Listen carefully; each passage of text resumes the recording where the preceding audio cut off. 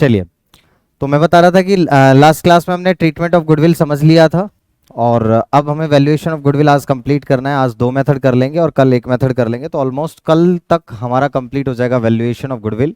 एक क्लास शायद हमें प्रैक्टिस पे लगेगी, उसके बाद में तो 3 क्लास और हमारा पार्टनरशिप लगभग लगभग कंप्लीट होने को आ जाएगा। तो हम सबसे पहले बात कर रहे हैं कि हमने गुडविल में क्या सीखा अभी तक। हमने कहा ट्रीटमेंट ऑफ गुडविल, तो सबसे पहले ये समझते हैं कि गुडविल होती क्या है।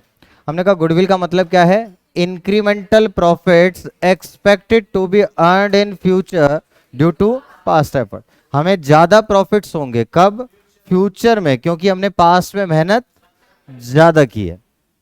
तो हमने कहा कि इसी को अगर क्वेश्चन के तरीके से देखें तो क्या प्रॉब्लम अराइज हो जाएगी कि भाई मेहनत तो पास्ट में करी है, तो ये बटना किस रेशियो में चाहिए, प्रॉफिट ओल्ड रेशियो में, बट ये होगा फ्यूचर में तो किस रेशियो में डिस्ट्रीब्यूट होगा, न्यू रेशियो में, जो कि गलत है। तो इसलिए इसको रेक्टिफाई करना पड़ेगा और रेक्टिफिकेशन का वही तरीका अपोजिट करके। तो हमने कहा 2 तरीके थे, न्यू में डेबिट, ओल्ड में क्रेडिट। लेकिन न्यू में डेबिट, ओल्ड में क्रेडिट किसको करेंगे, total goodwill of the firm. ध्यान रखना, एक पार्टनर का शेयर नहीं, total goodwill of the firm. और दूसरा तरीका क्या था, gaining to sacrificing, gaining partner will compensate the sacrificing part. तो पहले अपने को क्या निकालना पड़ेगा, गेनिंग शेयर या तो सेक्रीफाइसिंग शेयर। अच्छा, सेक्रीफाइसिंग शेयर का मतलब क्या है, पहले ज्यादा मिल रहा था या अब ज्यादा मिल रहा है, पहले ज्यादा मिल रहा था, इसका मतलब old share minus new share.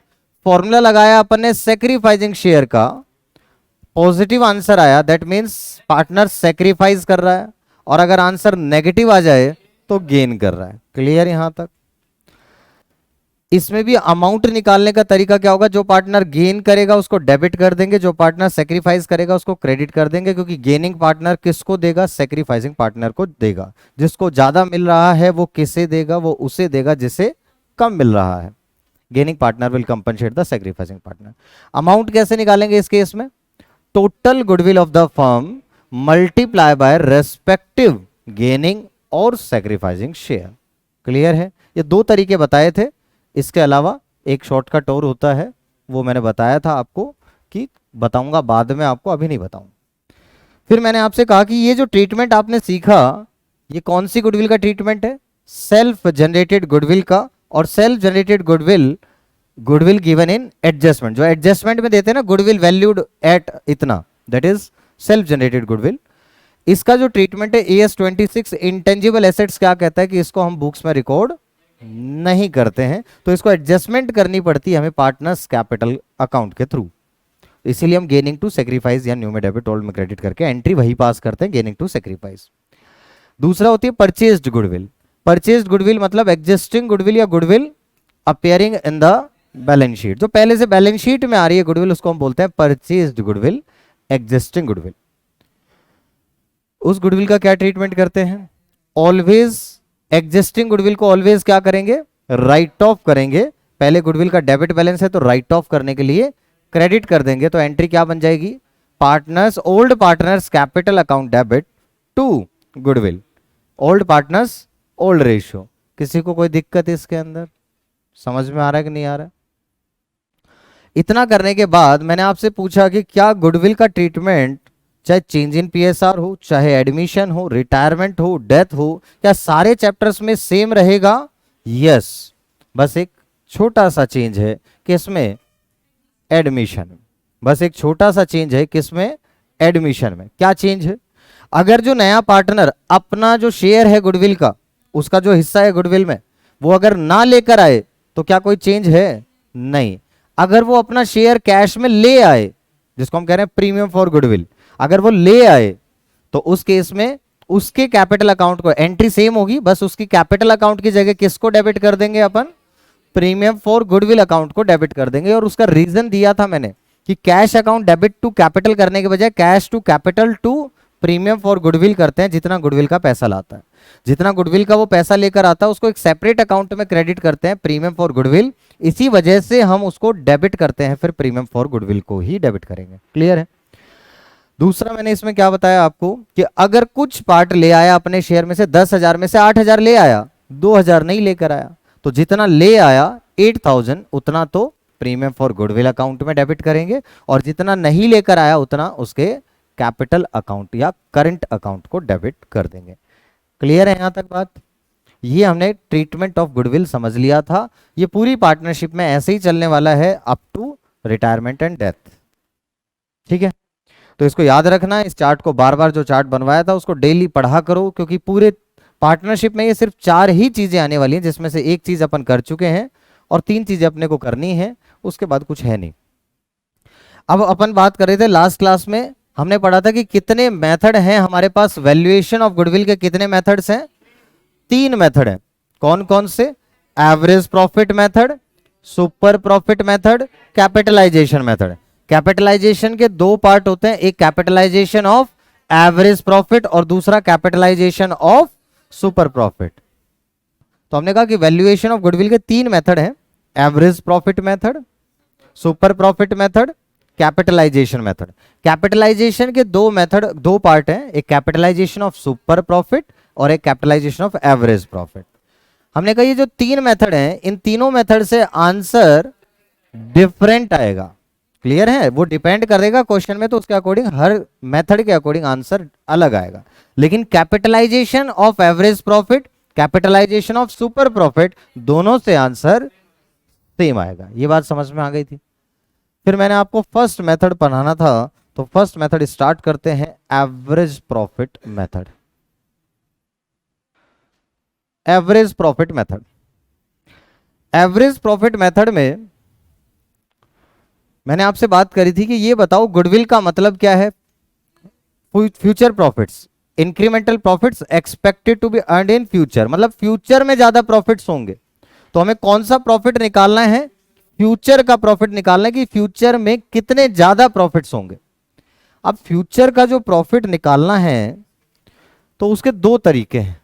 क्या तो डायरेक्टली एस्टिमेट कर लें, फ्यूचर में इतने के सेल्स होगी, इतना कॉस्ट ऑफ गुड सोल्ड आएगी आपके पास सीओजीएस, तो इतना प्रॉफिट हो जाएगा। एक तरीका तो डायरेक्ट निकालने का है, और एक तरीका क्या है? पास्ट के बेसिस पे फ्यूचर को एस्टिमेट कर लें। भाई एग्जैक्ट तो हमें पता चलेगा नहीं, तरीके में करना क्या पड़ेगा? फ्यूचर प्रॉफिट निकालने के लिए करना तो एस्टिमेट ही पड़ेगा अपने को। अब 2 तरीके हैं, क्या तो डायरेक्ट एस्टिमेशन लगा लो, फ्यूचर में इतनी सेल, फ्यूचर में इतने कॉस्ट ऑफ गुड सोल्ड होगी, फ्यूचर में ये इनडायरेक्ट एक्सपेंस होंगे और इतना नेट प्रॉफिट आएगा। एक तरीका तो ये है, और एक तरीका क्या है? किसके बेसिस पे कर ले? पास्ट के बेसिस पे कर ले, कि भाई पास्ट में हमें इतना इतना प्रॉफिट हुआ, तो उसके बेसिस पे कह सकते हैं कि ऑन एन एवरेज जितना पास्ट में हो रहा था उतना हमें फ्यूचर में भी होगा। क्या बात समझ में आती है? अब हमारे पास जो है वो डायरेक्ट फ्यूचर का एस्टिमेट करने वाला तरीका नहीं है, हमारे पास सिर्फ क्या है? पास्ट के बेसिस पे फ्यूचर के प्रॉफिट को एस्टिमेट करने का तरीका है। आगे बात समझ में? सीए फाइनल के अंदर ये चैप्टर आता है, वैल्यूएशन ऑफ गुडविल, 16 मार्क्स का, मैं बता चुका हूं, तो इंपॉर्टेंट चैप्टर है। ठीक है, तो वहां पर भी जाकर हमें इसको बहुत वास्ट वे में पढ़ना होता है, और 16 मार्क्स का एक ही क्वेश्चन आता है आपके पास पेपर में। अब मैं आपको बता रहा हूं कि एवरेज प्रॉफिट मेथड के अकॉर्डिंग गुडविल कैसे निकालते हैं। तो गुडविल का फॉर्मूला क्या होगा? तो goodwill is equals to average profit. अच्छा, वैसे इसको एवरेज प्रॉफिट्स कहने के बजाय बेटर वर्ड इसके लिए हो सकता है फ्यूचर मेंटेनेबल प्रॉफिट। क्या बोलते हैं इसको अपन? आप यहां पर एवरेज प्रॉफिट यूज करें, बट मैं आपको बता रहा हूं कि बेटर वर्ड इसके लिए क्या है? Future maintainable profits. जो प्रॉफिट फ्यूचर में मेंटेनेबल रहेंगे, पास्ट के प्रॉफिट की बात नहीं कर रहे, जो प्रॉफिट फ्यूचर में मेंटेन रहेंगे हम उसकी बात कर रहे हैं। तो फ्यूचर मेंटेनेबल प्रॉफिट इनटू में नंबर ऑफ ईयर्स परचेजेस, इतना प्रॉफिट अगले कितने साल तक होगा, this is known as number of year purchase. Number of year purchase, कि जो प्रॉफिट अपन बात कर रहे हैं, इतना प्रॉफिट अगले कितने साल तक हमें होने वाला है, दैट इज कितने साल का प्रॉफिट हमें देखना है for the valuation of goodwill. Goodwill के वैल्यूएशन के लिए फ्यूचर के कितने ईयर्स का प्रॉफिट अपने को देखना है, that is called number of years purchase. एक नंबर में आपके पास कई बार डिफाइन भी आ जाती है। बाकी मैंने बताया था इस चैप्टर से valuation factors affecting valuation of goodwill से 1 नंबर का आपके पास में थ्योरेटिकल क्वेश्चन भी बनता है। अब बात ये आई कि मैंने आपसे कहा कि जो ये एवरेज प्रॉफिट निकालते हैं पास्ट के बेसिस पे निकालते हैं, बट अगर पास्ट के प्रॉफिट्स में कुछ मिस्टेक्स हैं तो क्या उसके बेसिस पे करेक्ट एस्टिमेशन कर पाओगे कि नहीं कर पाओगे? नहीं कर पाएंगे। तो सबसे पहले जो पास्ट के प्रॉफिट गिवन है उनको क्या करना पड़ेगा? करेक्ट करना पड़ेगा। सबसे पहले क्या करना पड़ेगा? करेक्ट। गलतियां हैं उसमें तो हमें गलतियों को सुधारना पड़ेगा। डेप्रिसिएशन चार्ज नहीं किया किसी साल में, गलती से किसी कैपिटल नेचर को रिवेन्यू नेचर का खर्चा मान लिया, तो वो सब हमें क्या करना पड़ेगा?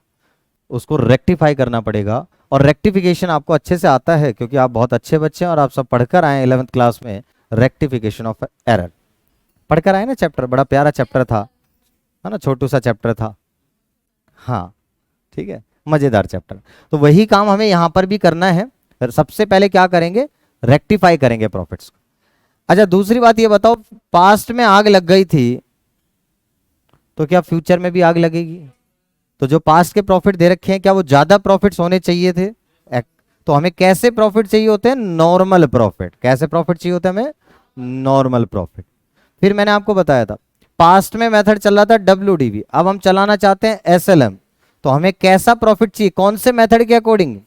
SLM के अकॉर्डिंग, क्योंकि न्यू मेथड के अकॉर्डिंग चाहिए। जो फ्यूचर में जो पॉलिसी हम अडॉप्ट करेंगे उसके अकॉर्डिंग हमें हमारा प्रॉफिट होना चाहिए, तभी करेक्ट एस्टिमेट कर पाएंगे, क्योंकि हम तो फ्यूचर का प्रॉफिट निकालना चाह रहे हैं। तो चेंजेस इन अकाउंटिंग पॉलिसीज को हमें प्लस माइनस करना पड़ेगा। यहां तक कोई डाउट है तो बताइए। आइए देखते हैं। तो अपने को अब बात यह है कि एवरेज प्रॉफिट कैसे निकालें। तो calculation of average profit, calculation of average profits. अब एवरेज प्रॉफिट्स की कैलकुलेशन के लिए आपको मान लो 3 साल का डाटा दे दिया, 31 मार्च जो भी आपके पास में 2019, 2020, 2021। तो सबसे पहले जो आपको प्रॉफिट्स दे रखे होंगे, ये तो क्वेश्चन में दे रखे हैं। अब इसमें अपने को क्या करना पड़ेगा? अगर कोई मिस्टेक है तो जिस साल के अंदर कोई मिस्टेक है उस साल के प्रॉफिट को क्या हमें करेक्ट करना पड़ेगा? यस, उस साल के प्रॉफिट में plus minus rectification of error. जिस साल के अंदर कोई मिस्टेक होगी उस साल के अंदर प्लस करना है, माइनस करना है, वो अपन कर लेंगे। कुछ भी हो सकता है इफेक्ट। रेक्टिफिकेशन में तो प्लस भी हो सकता है, प्रॉफिट बढ़ भी सकता है और प्रॉफिट कम भी हो सकता है। तो कभी प्लस कभी माइनस, जब जरूरत पड़ेगी उस हिसाब से कर लेंगे। अब ये जो प्रॉफिट्स हैं ये हो गए करेक्ट प्रॉफिट्स, बट अभी इसमें एबनॉर्मल आइटम्स जुड़े हुए हैं। एबनॉर्मल लॉस लेस हो रखा है या एबनॉर्मल गेन इसमें ऐड हो रखा है। हमें चाहिए कैसा प्रॉफिट? Correct normal profit. कैसा प्रॉफिट चाहिए हमें? तो करेक्ट नॉर्मल प्रॉफिट्स। तो हमने कहा कि सबसे पहले प्रॉफिट को करेक्ट किया, अब नॉर्मल प्रॉफिट निकालना है। तो इसमें जो एबनॉर्मल आइटम्स हैं उनको क्या कर लेंगे? प्लस माइनस करेंगे। एबनॉर्मल लॉस पहले लेस हो चुका है, 1 लाख का लॉस है, 50,000 माइनस करने के, 1 लाख का प्रॉफिट है, 50,000 का लॉस माइनस करने के बाद। तो पहले कितना था आपके पास प्रॉफिट? 1,50,000। तो प्लस एबनॉर्मल लॉस। रीजन समझ में आया कि प्लस क्यों करेंगे? क्या ये बात समझ में आ रही है? हाँ भाई, ये समझ में आ रहा है क्यों प्लस करेंगे? क्योंकि पहले माइनस हो चुका था तो पहले का प्रॉफिट तो कम है, लेकिन फ्यूचर में तो प्रॉफिट ज्यादा होगा ना, तो हमें प्रॉफिट को वापस लॉस से पहले का प्रॉफिट चाहिए। ऐसे ही अगर कोई एबनॉर्मल गेन है तो पहले लॉटरी लग गई थी तो क्या अभी भी लॉटरी लगेगी? नहीं लगेगी। इसलिए इसको क्या करना पड़ेगा? माइनस करना पड़ेगा। यहां तक कोई दिक्कत? जिस साल में होगा उस साल में माइनस कर देंगे, कहने का मतलब ये है, इसलिए मैं डैश लगा रहा हूं, किसी भी साल में लेकर दिखा रहा हूं। ये मैं सोचना इसी साल में ऐसा क्यों किया। जिस ईयर के अंदर ये इंक्लूडेड होगा उस साल में प्लस या उस साल में माइनस कर देंगे। क्लियर? यहां तक कोई डाउट? फिर मैंने बताया आपको कि SLM से WDV, WDV से SLM, या कोई change in accounting policy. Accounting policy पढ़ा है ना 11th क्लास में कि मेथड को चेंज करना, दिस इज अकाउंटिंग पॉलिसी। तो अगर चेंज इन अकाउंटिंग पॉलिसी कर रहे हैं तो plus minus changes in accounting policy. इसका क्या रीजन है पता है आपको? हाँ भाई, इसका क्या रीजन है? क्योंकि आपको प्रॉफिट कौन सी पॉलिसी के अकॉर्डिंग चाहिए? न्यू पॉलिसी के अकॉर्डिंग। हमें कैसा चाहिए, फ्यूचर में कौन सी पॉलिसी अडॉप्ट करेंगे उस पॉलिसी के अकॉर्डिंग ये प्रॉफिट चाहिए। तो अगर पास्ट में हम WDV लगा रहे थे, फ्यूचर में SLM लगाएंगे, तो पहले WDV वाला डेप्रिसिएशन तो वापस प्लस कर दो, माइनस तो कर रखा है ना इसमें, ये तो WDV के अकॉर्डिंग प्रॉफिट गिवन है, तो इसमें डेप्रिसिएशन माइनस कौन सा हो चुका है, WDV वाला, तो उसको वापस ऐड बैक कर दो। और अब इसको बनाना कौन से प्रॉफिट के, कौन से मेथड के अकॉर्डिंग, SLM, तो SLM वाला डेप्रिसिएशन अब इसमें से माइनस कर दो, कोई दिक्कत इसमें। और लास्ट कि आप क्या करोगे, non operating income, non operating income जिस जिस साल में जितनी जितनी इंक्लूडेड होगी, जिस जिस साल में जितनी जितनी इंक्लूडेड होगी उतनी उतनी वहां से क्या कर देंगे अपन, उसको माइनस कर देंगे। आ गई बात समझ में। Non operating profit, non operating income क्या होती है, बात ये आ गई। तो इन्वेस्टमेंट्स दो तरीके की होती हैं, इन्वेस्टमेंट्स दो तरीके की होती हैं, एक ट्रेड इन्वेस्टमेंट्स और दूसरी नॉन ट्रेड इन्वेस्टमेंट्स। एक ट्रेड इन्वेस्टमेंट्स और दूसरी non trade investments. Trade investments वो होती है which are necessary for the business, business करने के लिए जरूरी हैं, वो ट्रेड इन्वेस्टमेंट्स होती हैं। और जो बिजनेस करने के लिए जरूरी नहीं है, वो हमने एक्स्ट्रा में कर रखी है, रिलायंस के शेयर्स खरीद रखे हैं, किसी की डिबेंचर्स खरीद ली, FD करा दी, उस पर इंटरेस्ट मिल रहा, वो सारी क्या है, नॉन ट्रेड। तो ये वाली जो होती है trade investments, these are necessary for business, business करने के लिए करनी पड़ेंगे। जैसे आपको इलेक्ट्रिसिटी कनेक्शन तो सिक्योरिटी डिपॉजिट कराना पड़ता है, ठीक है, तो अमाउंट डिपॉजिट कराना पड़ेगा, तो वो जो सिक्योरिटी है आपकी वो ट्रेड इन्वेस्टमेंट हो गई, बिजनेस करने के लिए जरूरी है, बट बाकी उसके अलावा कोई इन्वेस्टमेंट कर दी, that is non trade investment. तो नॉन ट्रेड इन्वेस्टमेंट्स पर जो भी इनकम होगी वो नॉन ऑपरेटिंग इनकम होगी, उसको निकाल कर माइनस कर देंगे। और कुछ ना कह रखा हो, क्वेश्चन का है सिर्फ इन्वेस्टमेंट, तो ट्रेड माने या नॉन ट्रेड माने, नॉन ट्रेड। लॉजिक क्या कहता है, ट्रेड क्यों मानेंगे, नॉन ट्रेड कहेंगे, क्लियर है। तो जनरली नॉन ट्रेड होगी आपके पास में, तो ये बात आपको समझ में आनी चाहिए। इतना करने के बाद,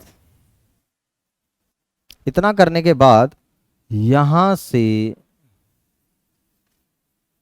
ये अपने पास एडजस्टेड प्रॉफिट्स आ जाएंगे,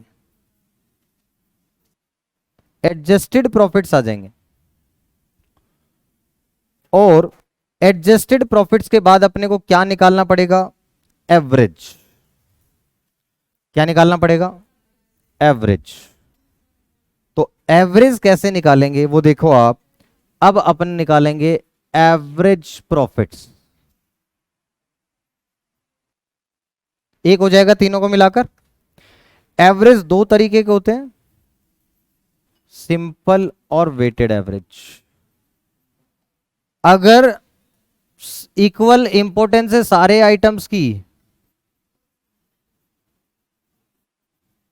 तो सिंपल एवरेज, और अगर अनइक्वल इंपॉर्टेंस है, किसी की इंपॉर्टेंस ज्यादा किसी की इंपॉर्टेंस कम, तो फिर वेटेड निकालेंगे। सिंपल निकालने के लिए sum of observations divide by number of observations, simple निकालने के लिए sum of observations divide by number of observations, तीनों को ऐड कर देंगे, डिवाइड बाय 3 कर देंगे, दिस इज सिंपल एवरेज। यहां तक कोई डाउट। एवरेज की बात करी थी, तो अब एवरेज निकालेंगे, ये एडजस्टेड प्रॉफिट्स आने के बाद अपन क्या करेंगे, एवरेज निकालेंगे। एवरेज दो तरीके का होता है, सिंपल एवरेज या तो वेटेड एवरेज। अगर सबकी बराबर इंपॉर्टेंस है, जैसे कि मेरे केस में यू आर इक्वली इंपॉर्टेंट, है ना, ऐसा नहीं है कि कोई फेवरेट है ना, बच्चे के टीचर्स कहते रहते हैं ये मेरा फेवरेट स्टूडेंट है, बट मेरे लिए सारे फेवरेट है, तो ये इक्वल इंपॉर्टेंस सिंपल एवरेज। लेकिन अगर कोई दिल के ज्यादा करीब हो, अनइक्वल इंपॉर्टेंस देंगे, तो उस केस में वेटेड एवरेज। सिंपल एवरेज बचपन से निकालते आए हैं, sum of observations divide by number of observation, तो अपने का तीनों को ऐड करके डिवाइड बाय 3 कर दो, क्लियर है। वेटेड एवरेज की अगर हम बात करें, तो वेटेड एवरेज आपने किया है वैसे, है ना, वेटेड एवरेज कैलकुलेट किए होंगे स्टेट्स में भी, लेकिन मैं यहां पर फिर समझा देता हूं। वेटेड का मतलब जिसकी इंपॉर्टेंस ज्यादा है, किसी की कम है, किसी की ज्यादा है, तो हम वेटेड यूज करते हैं। अब 3 साल के अंदर मुझे बताओ सबसे ज्यादा रिपीट होने के चांसेस कौन से प्रॉफिट्स के होंगे, 2019 के या 2021 के? 2021 के। ये तो कॉमन सेंस दिमाग काम करता है, जो अभी के प्रॉफिट्स हैं 2021 के वही सबसे ज्यादा रिपीट होने के चांसेस हैं अभी अभी। ठीक है, तो ऐसी सिचुएशन के अंदर या तुम अपने मार्क्स के हिसाब किताब भी लगा लेना, ऐसा ही है। 2-3 पहले मंथली टेस्ट में आए थे और अभी वाले में आए थे, तो सबसे ज्यादा रिपीट होने के चांस किसके हैं? जो अभी आए थे लेटेस्ट। पहले नहीं पढ़ते थे, नालायक थे हम, बाद में हमने पढ़ना चालू कर दिया। क्लियर है? तो आगे फिर नंबर कुछ बढ़कर आएंगे हमारे पास। यहाँ तक कोई दिक्कत? तो सबसे ज्यादा वेटेज किस चीज की होगी, कौन से ईयर की? 2021 सबसे ज्यादा वेटेज। तो सबसे तरीका क्या होता है, वेट देने का तरीका होता है 1 2 3 देते हैं। तो सबसे कम वेट किसको देंगे? 19 को। इसको वेट देंगे 1, इसको देंगे 2, इसको देंगे 3, फिर इसको मल्टीप्लाई कर लेंगे 1 से, इसको 2 से, इसको 3 से।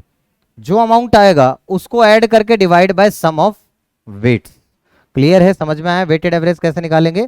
अगर इसको 1 से मल्टीप्लाई किया, इसको 2 से, इसको 3 से, तो जो प्रोडक्ट आ गया उन तीनों का टोटल कर दो, divide by sum of weights. लेते ही 1 2 3 है। जितने साल होंगे, अगर 4 साल होंगे, अरे वेट ही तो देना है, कम ज्यादा ही तो देना है, तो सबसे कम वाले को 1 दे दिया, उसके बाद 2, उसके बाद 3, प्रेफरेंस के अकॉर्डिंग सबसे ज्यादा वाले को यहां पे दे देंगे। जो लेटेस्ट ईयर होगा, जो करंट ईयर होगा, उसको सबसे ज्यादा वेट मिलेगा। सीधी सी बात है। तो जो सबसे पुराना साल हो उसको 1 देना, उसको 1 से स्टार्ट करना। ठीक है, यहां तक कोई दिक्कत? एवरेज प्रॉफिट आ गया। अच्छा, ये तो एवरेज प्रॉफिट। अभी तक अपन ने क्या फ्यूचर का कोई खर्चा या फ्यूचर की कोई इनकम को कंसीडर किया? नहीं। अब ऐसा भी तो हो सकता है अभी तक कोई खर्चा नहीं होता था, लेकिन अब से खर्चा होगा। अब तक हम पार्टनर्स को रेम्युनरेशन नहीं दे रहे थे, लेकिन अब देंगे रेम्युनरेशन। हो सकता है ऐसा। तो अगर कोई फ्यूचर की इनकम या एक्सपेंस है तो वो इसमें क्या कर दो, प्लस माइनस कर दो। बताओ कोई दिक्कत? फ्यूचर एक्सपेंसेस और इनकम्स। यस, तो प्लस भी हो सकता है, माइनस भी हो सकता है। जो ये आंसर आया इसको हम बोलते हैं फ्यूचर मेंटेनेबल प्रॉफिट्स या एवरेज प्रॉफिट्स फॉर गुडविल। इसको अपन क्या बोलेंगे? Average profits for goodwill. तो ये आएगा आपके पास, this is average profit for goodwill, और ये आ जाएगा आपके पास इनटू में नंबर ऑफ ईयर परचेजेस। बताइए क्या बात समझ में आई यहां तक? बिल्कुल लॉजिकल था। लास्ट में 1 मिनट में रिवाइज कर लेते हैं। हमने कहा हमें फ्यूचर का प्रॉफिट निकालना है, तो जो फ्यूचर का प्रॉफिट अगर हमें निकालना है तो उसके लिए हमारे पास 2 तरीके थे। क्या तो डायरेक्ट एस्टिमेशन करो फ्यूचर के, फ्यूचर में इतनी सेल, फ्यूचर में इतनी cost of goods sold, future में इतने इनडायरेक्ट एक्सपेंस और नेट प्रॉफिट इतना आएगा। ये तरीका हमारे कोर्स में है नहीं। हमें पास्ट के बेसिस पे फ्यूचर का प्रॉफिट एस्टिमेट करना है। तो पास्ट के बेसिस पे फ्यूचर का करने का मतलब हो गया, पास्ट के प्रॉफिट्स गिवन होंगे, 3 साल का प्रॉफिट दे रखा था। अगर इसमें कोई मिस्टेक है तो क्या करेक्ट एस्टिमेशन लग पाएगा? नहीं। इसलिए हमें कैसे प्रॉफिट चाहिए? Correct normal profits. तो पहले करेक्शन की, plus minus rectification of error. अब अगर कोई इसके अंदर एबनॉर्मल आइटम है तो भी आप फ्यूचर का प्रॉफिट सही से करेक्टली एस्टिमेट नहीं कर पाएंगे, तो आपको क्या करना पड़ेगा? एबनॉर्मल लॉस अगर इसमें से लेस हो रखा है तो वापस ऐड कर दोगे। रीजन समझ में आया? किसी को रट्टा नहीं मारना है कि एबनॉर्मल लॉस ऐड कर देना है। क्यों कर देना है ये समझ में आना चाहिए। 1 लाख रुपए का प्रॉफिट हुआ, 50,000 लॉस माइनस करने के बाद आग लग गई थी इसलिए 50,000 का लॉस हो गया था। तो 50,000 का लॉस माइनस करने के बाद 1 लाख का प्रॉफिट है। तो मुझे बताओ लॉस माइनस करने से पहले कितने का प्रॉफिट था? हमें तो नॉर्मल ही चाहिए, एबनॉर्मल चाहिए नहीं। तो 1 लाख प्लस इसमें क्या कर देंगे? प्लस कर देंगे। जबकि एबनॉर्मल गेन में क्या होगा? लॉटरी लगने के बाद 2 लाख का प्रॉफिट है, 1 लाख की लॉटरी लग गई, उसके बाद में 2 लाख का प्रॉफिट है। तो मुझे बताओ लॉटरी लगने से पहले का 1 लाख वो माइनस कर लेंगे, तो ये माइनस हो गया। चेंजेस इन अकाउंटिंग पॉलिसीज बता दिया मैंने, क्योंकि हम फ्यूचर के प्रॉफिट की बात कर रहे हैं। तो हमें जो ये प्रॉफिट चाहिए वो किसके अकॉर्डिंग बनाने हैं? न्यू मेथड के अकॉर्डिंग, न्यू पॉलिसीज के अकॉर्डिंग, फ्यूचर पॉलिसीज के अकॉर्डिंग। इसलिए क्या करेंगे? चेंजेस करने पड़ेंगे, plus minus changes in accounting policies. और लास्ट में नॉन ऑपरेटिंग इनकम नहीं कंसिडर करते गुडविल निकालते टाइम, सिर्फ ऑपरेटिंग बिजनेस की इनकम को देखते हैं, बाहर की इनकम, क्योंकि बिजनेस की गुडविल की बात कर रहे हैं तो सिर्फ बिजनेस की इनकम को लेंगे। तो अगर कोई नॉन ऑपरेटिंग इनकम है तो उसको क्या कर दो? आप माइनस कर दो। और नॉन ऑपरेटिंग इनकम के लिए बताया कि इन्वेस्टमेंट 2 तरीके की होती है, trade investments and non trade investments. Trade investments which are necessary for the business, business करने के लिए इन्वेस्टमेंट करनी जरूरी है, तो trade investments, otherwise non trade investments. तो नॉन ट्रेड इन्वेस्टमेंट्स पे जो भी इनकम होगी वो क्या आ जाएगा आपके पास, नॉन ऑपरेटिंग इनकम। और कुछ ना दे ट्रेड या नॉन ट्रेड तो क्या मान लें, नॉन ट्रेड मानते हुए उस पर ऑपरेटिंग इनकम निकाल कर, नॉन ऑपरेटिंग इनकम निकाल कर माइनस कर देंगे। इनका एवरेज करेंगे, एवरेज करने का सिंपल एवरेज या तो वेटेड एवरेज। सिंपल एवरेज करेंगे तो sum of observation divide by number of observation, तीनों को ऐड करके डिवाइड बाय 3, 4 साल होंगे तो 4 साल को डिवाइड बाय 4। और अगर वेटेड एवरेज है तो सबसे करंट ईयर को वेटेज सबसे ज्यादा मिलेगी, इसलिए आपने कहा कि पिछले प्रीवियस ईयर को सबसे कम 1 2 3 प्रोडक्ट कर दो। प्रोडक्ट करने के बाद जो प्रॉफिट्स आएंगे उसमें प्लस करके divide by sum of weights 1 + 2 + 3 that is 6। Clear है? कोई डाउट किसी को यहां तक? लाइए इसी का एक क्वेश्चन कर लेते हैं, क्योंकि अभी देखिए पेज नंबर 3.27, इसी के टोटल 14 मेथड्स, 14 क्वेश्चंस हैं। एवरेज प्रॉफिट, ध्यान से पढ़ें क्वेश्चन को। Goodwill is to be valued at 3 years purchase of 4 years average profit. तो देखो गुडविल को वैल्यू करना है तो दे रखा है कि goodwill is to be valued at 3 years purchase. तो सबसे पहले तो फॉर्मूला लिख लिया कि यहां पर क्या बोला, नंबर ऑफ ईयर परचेज कितना लेना है, 3 साल, और एवरेज प्रॉफिट कितने साल का लेना है, 4 years का। क्या बात समझ में आ गई? जो क्वेश्चन ने कहा उसको लिख लिया कि गुडविल इन्होंने बोला निकलेगा कैसे, 3 years purchase of 4 years average profit. तो एवरेज कितने साल का लेना है, 4 साल का, और कितने साल तक का प्रॉफिट कंसिडर करना है, 3 साल का प्रॉफिट देखना है अपने को। क्लियर है? Profits of the firm for last 4 years, पिछले 4 साल का प्रॉफिट दे रखा है 31 March